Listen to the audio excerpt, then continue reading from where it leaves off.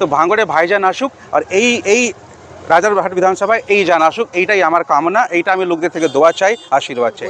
প্রচারের মাঝে যে ভাঙড়ে ভাইজান, এখানে এই জান, কি বলবেন এটা নিয়ে? দেখুন, নওশাদ ভাই একরকম লোক যেনার বিষয়ে কেউ একটা নেগেটিভ কথা বলতে পারে না। ব্যক্তিগতভাবে উনি খুবই সৎপুরুষ, খুবই ভালো লোক, মিষ্টি মানুষ আমি বলি। ওনার মতো নেতা যখন আমাদের দেশে আমাদের রাজ্যে আসবে, আমাদের রাজ্যের উন্নয়ন তো হবেই হবে, কিন্তু সবথেকে ভালো হবে আমাদের এই যে ভাইচারাটা, একসঙ্গে থাকার জিনিসটা, এই খুব ভালো করে হয়ে যাবে। তো ভাঙড়ে ভাইজান আসুক আর এই রাজারহাট বিধানসভায় এই জান আসুক, এইটাই আমার কামনা। এইটা আমি লোকদের থেকে দোয়া চাই, আশীর্বাদ চাই। আমাদের প্রচার আমরা চালু করেছি এই পাথরঘাটা হিন্দু মিলন সমিতি থেকে। তারপরে আমরা তেঘড়িয়া ঢুকেছি, কালিকাপুর যাব, তারপরে আমরা যাব কাশীনাথপুর। এই মোহাম্মদপুর রাস্তায় হয়ে আমরা কালিকাপুর, তারপরে কাশীনাথপুর যাব। দেখুন, এই যখন আমরা এখানে প্রচার করছি, আমরা কি দেখছি কি এই গ্রাম অঞ্চলে বড় বড় কমপ্লেক্স আসছে, বড় বড় বিল্ডিংগুলো আসছে, কিন্তু রোড বা ইনফ্রাস্ট্রাকচার বা পরিকাঠামো ওই রকমই আছে।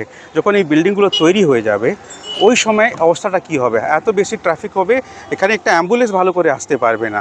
এই জিনিসটা নিয়ে আমাদের এলাকার বিধায়ক যিনি হবেন, ওনাকে একটু মনে রাখতে হবে এই পুরো অঞ্চলে আমাদের রোডগুলো, রাস্তাঘাটগুলো খুব ভালো করে গোছাতে হবে। নির্বাচন একটা জিনিস, একটা প্রতিদ্বন্দ্বিতা হয়, কিন্তু মানুষ তো মানুষকে ভাববে, ওই ভালোবাসা তো সবসময় থাকবে। আমরা যখন নিজের প্রচার করছিলাম, ওই সময় তৃণমূলে একটা র্যালি আসছিল, একটা ভালো ভদ্রলোক হওয়ার মতন আমি ওদেরকে একটু হাই করেছি, বাই বাই করেছি, ওরা ওই রকমই রেসপন্স দিয়েছে, ওই রকমই ওরা করেছে। এটা খুবই ভালো জিনিস। প্রতিদ্বন্দ্বিতা থাকবে, কম্পিটিশন থাকবে, এর মানে নয় যে আমাদেরকে হিংসা করতে হবে। ভালো করেও আমরা নির্বাচন করতে পারি।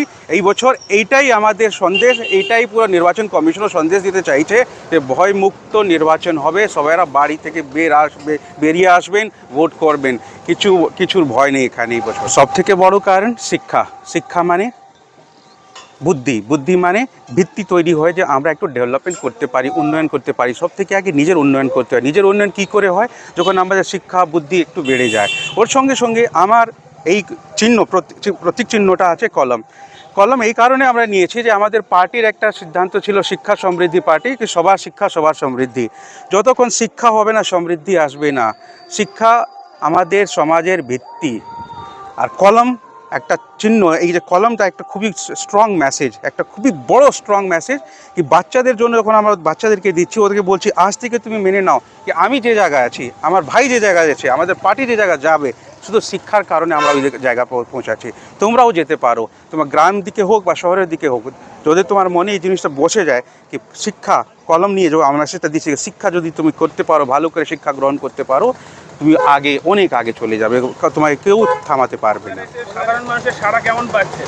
খুব ভালো, মানে আমি তো প্রফুল্লিত, আমার ভিতরে এত আন্তরিক খুশি, মনে হচ্ছে যে আমার নির্বাচন সফল আজকেই, মানে আমরা সঙ্গে সঙ্গে পেয়ে যাচ্ছিলাম।